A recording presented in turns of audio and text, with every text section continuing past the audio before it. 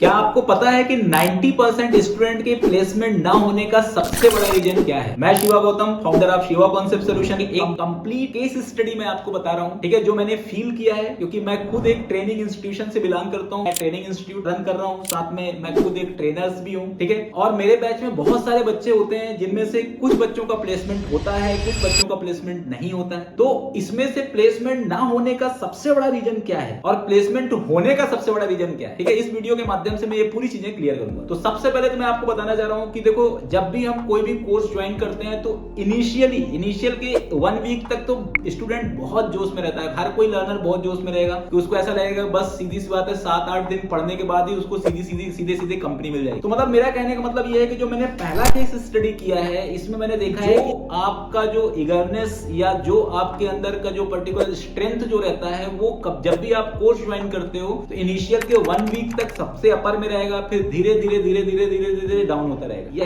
ऐसा जो लक्षण है वो 90% स्टूडेंट्स में होते हैं, लेकिन 10% ऐसे स्टूडेंट्स हैं बैच के अंदर जिनके अंदर इस टाइप के लक्षण नहीं होते। वो शुरुआत से ही उनके अंदर जो इगरनेस होता है, शुरुआत से ही उनके अंदर जिस टाइप का डिसिप्लिन होता है वो लास्ट तक रहता है। तो मतलब मेरा कहने का मतलब ये है कि लॉन्ग टर्म आपके अंदर नहीं है, पेशेंस नहीं है। शॉर्ट टर्म के लिए तो आपका पेशेंस अच्छा है, आप ज्यादा से ज्यादा 1 महीने या 2 महीने तक तो आप बहुत पेशेंस दिखाते हो, लेकिन जैसे 2 मंथ्स के बाद जो आपका कोर्सेस होता है उसके बाद आपका पेशेंस पूरी तरह से खत्म हो जाता है। तो सबसे बड़ा रीजन ये है कि आपको जब भी आप कोर्स में एडमिशन लें तो आप अपने दिमाग में पहले ही बिठा लें कि 1 महीने या 2 महीने के अंतराल में, इतने कम समय में कोई भी इंस्टीट्यूट या कोई भी कंपनी या किसी भी यूट्यूब चैनल से सीख करके आप प्लेस नहीं हो सकते, ठीक है। आपको प्लेसमेंट यदि गेट करना है तो आपको समय भी देना पड़ेगा, टाइम भी देना पड़ेगा, ठीक है। मतलब मिनिमम प्रिपरेशन मैं आपको बता रहा हूं, मिनिमम टाइम प्रिपरेशन बता रहा हूं कि यदि आप कोई सा भी टेक्नोलॉजी, जैसे मैं सॉफ्टवेयर टेस्टिंग की बात करूं कि सॉफ्टवेयर टेस्टिंग जैसी टेक्नोलॉजी जो थोड़ा सा नॉन टेक बैकग्राउंड का भी है,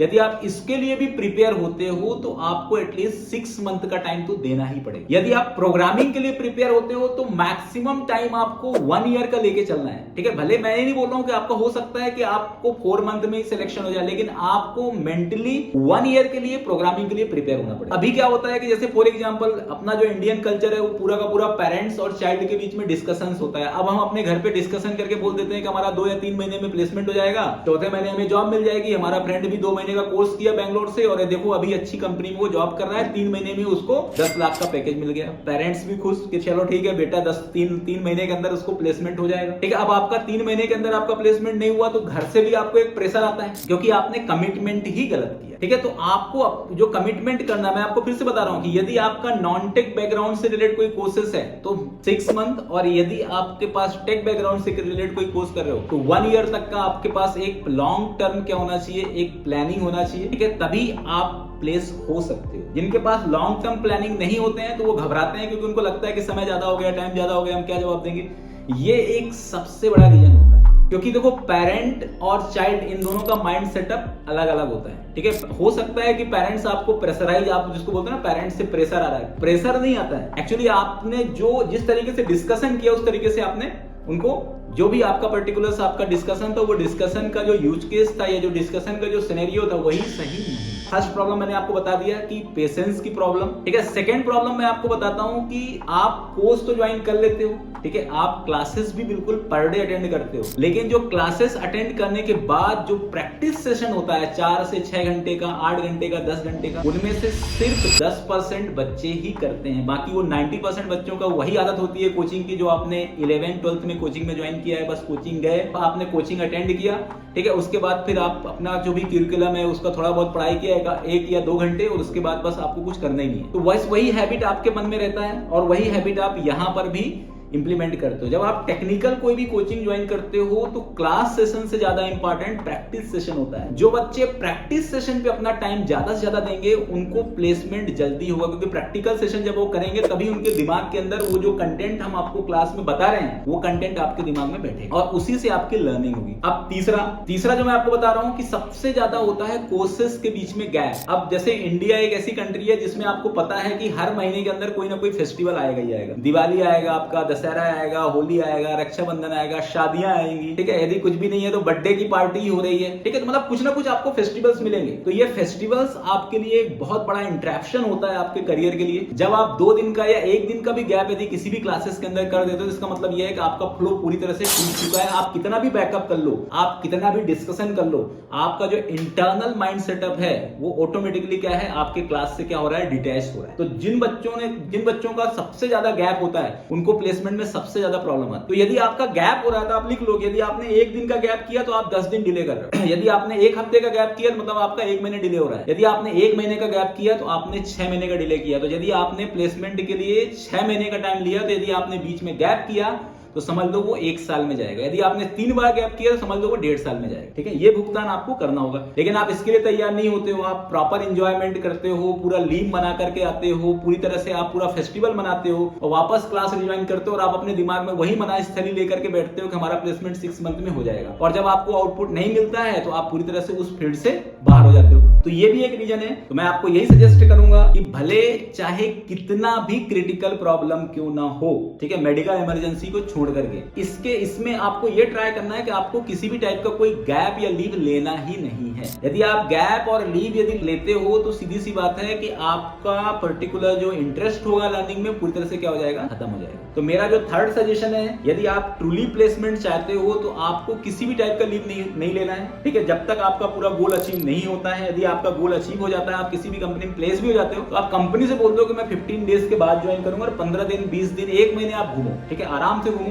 जैसे फॉरेन कल्चर में यही होता है कि फॉरेन कल्चर में यदि वो लोग कोई भी वर्क करते हैं तो उस वर्क के अंदर कुछ भी प्रॉब्लम आ जाए, पहले वो वर्क फिनिश करेंगे, उसके बाद ही वो लीव लेते हैं। वही कल्चर आपको फॉलो करना है, उससे आपका कंसंट्रेशन 100% होगा। तो एक रीजन मैं आपको ये भी बताना चाह रहा हूँ, ये बहुत मेजर रीजन है। जो रीजन मैं आपको बता रहा हूँ इस पे आप अपने नोटबुक में नोट कर लीजिए। और यदि ये रीजन यदि आप पूरी तरह से फॉलो करते हैं, ठीक है, मतलब जो यदि आप ये मिस्टेक नहीं करते हैं और जो मैं आपको सजेशन दे रहा हूं इसको फॉलो करते हैं, तो आप वो 10% की लिस्ट में आएंगे और आपका प्लेसमेंट 100% होगा ही होगा, ठीक है।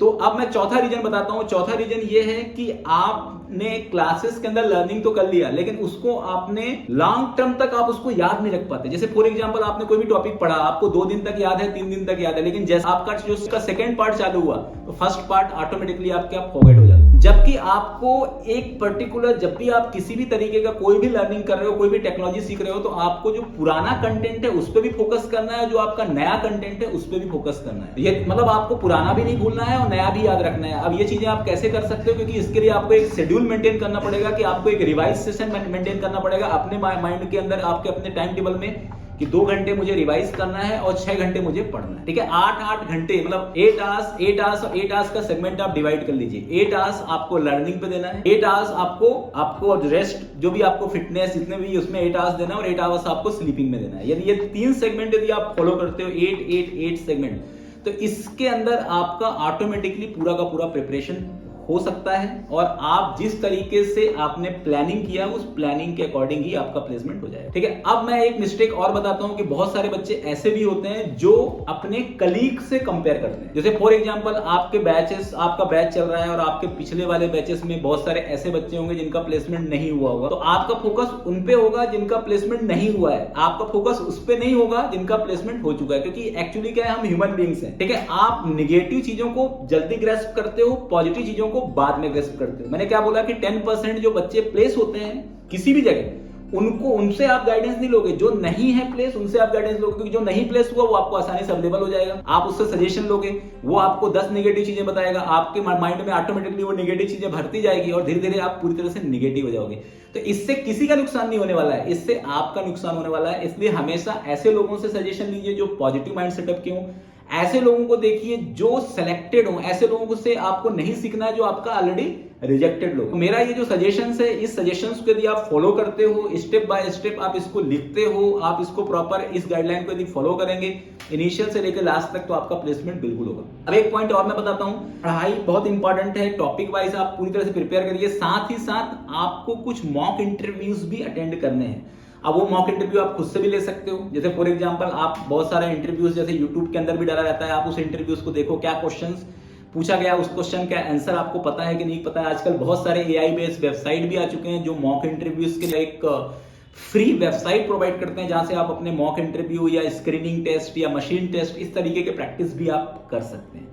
और लास्ट बात मैं आपको ये भी बताना चाह रहा हूं कि यदि आप आईटी फील्ड से बिलोंग कर रहे हो और यदि आपके पास कम्युनिकेशन स्किल नहीं है, तब भी आप वो 90% कैटेगरी में रहोगे, मतलब आपके प्लेसमेंट में प्रॉब्लम आएगी, क्योंकि कम्युनिकेशन स्किल्स आपके लिए सबसे इंपॉर्टेंट स्किल्स होता है अपने नॉलेज को एक्सप्रेस करने का। यदि आप अपने नॉलेज को एक्सप्रेस ही नहीं कर पाओगे तो सीधी सी बात है, कंपनी आपको क्यों हायर करेगी। इसलिए टेक्निकल स्किल्स के साथ साथ आपको अपने कम्युनिकेशन स्किल्स को भी इंप्रूव करना है। तो यदि आप जितने भी पॉइंट्स मैंने आपको बताया, ये सभी पॉइंट्स यदि आप पूरी तरह से फॉलो करते हो तो बिल्कुल आपका डेफिनेटली प्लेसमेंट होगा और आपका जो 10% जो मैंने बताया उस 10% में आप भी कैलकुलेट होगे। हो सकता है कि यदि जो 90% वाले बच्चे हैं वो भी यदि इसको फॉलो करते हैं तो वो भी उस 10% में आ जाएंगे और ये परसेंटेज धीरे धीरे अपोजिट हो जाएगा कि 90% बच्चे प्लेस होंगे और 10% प्लेस नहीं होंगे। मैं तो ये सजेस्ट करता हूं कि 100% प्लेस हो। Thank you.